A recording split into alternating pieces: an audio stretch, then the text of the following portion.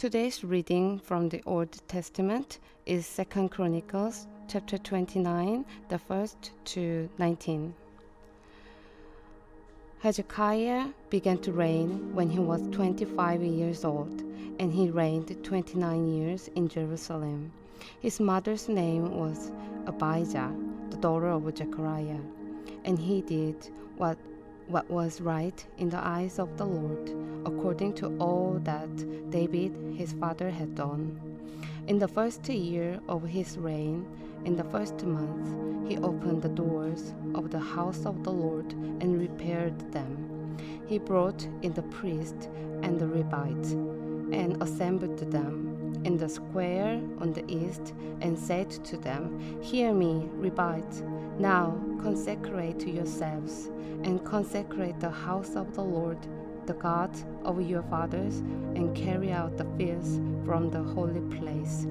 For our fathers have been unfaithful and have done what was evil in the sight of the Lord our God. They have forsaken him and have turned away their faces from the habitation of the Lord and turned their backs. They also shut the doors of the vestibule and put out the lamps and have not burned incense or offered burnt offerings in the holy place to the God of Israel. Therefore, the wrath of the Lord came on Judah and Jerusalem, and he has made them an object of horror, of astonishment, and of hissing, as you see with your own eyes. For, behold, our fathers have fallen by the sword, and our sons and our daughters and our wives are in captivity for this. Now it is in my heart to make a covenant with the Lord, the God of Israel, in order that his fierce anger may turn away from us.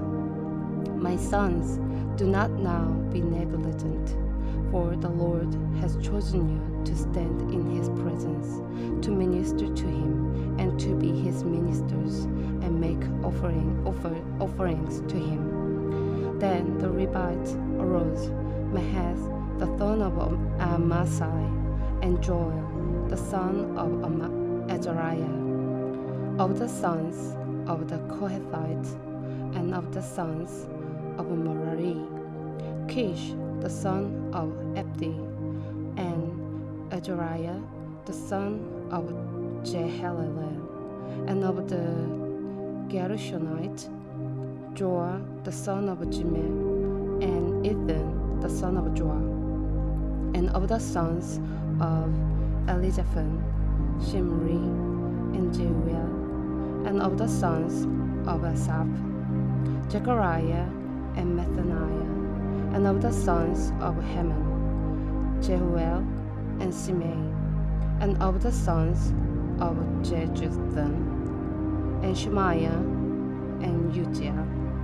They gathered their brothers and consecrated themselves and went in as the king had commanded by the words of the Lord to cleanse the house of the Lord. The priest went into the inner part of the house of the Lord to cleanse it, and they brought out all the uncleanness that they found in the temple of the Lord into the court of the house of the Lord. And the Levites took it and carried it out of the brook Kidron. They began to consecrate on the first day of the first month, and on the 8th day of the month they came to the vestibule of the Lord. Then for 8 days they consecrated the house of the Lord, and on the 16th day of the first month they finished.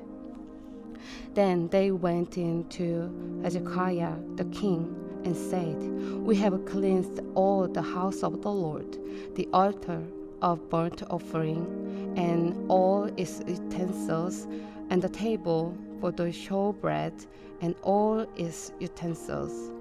All the utensils that King Ahaz discarded in his reign, when he was faithless, we have made ready and consecrated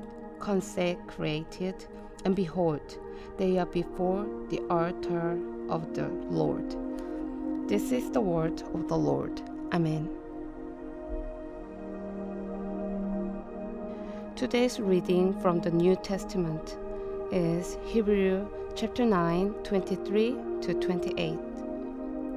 Thus, it was necessary for the copies of the heavenly things to be purified with this rite, but the heavenly things themselves with better sacrifices than these. For Christ has entered, not into holy places made with hands, which are copies of true things, but into heaven itself, now to appear in the presence of God on our behalf. Nor was it to offer himself repeatedly, as the high priest enters the holy places every year with blood not his own, for then he would have had to suffer repeatedly since the foundation of the world. But as it is, he has appeared once for all at the end of the age, to put away sin by the sacrifice of himself. And just as it is appointed for man to die once, and after that comes judgment, so Christ, having been offered once to bear the sins of many, will appear a second time, not to deal with sin, but to save those who are eagerly waiting for him. This is the word of the Lord.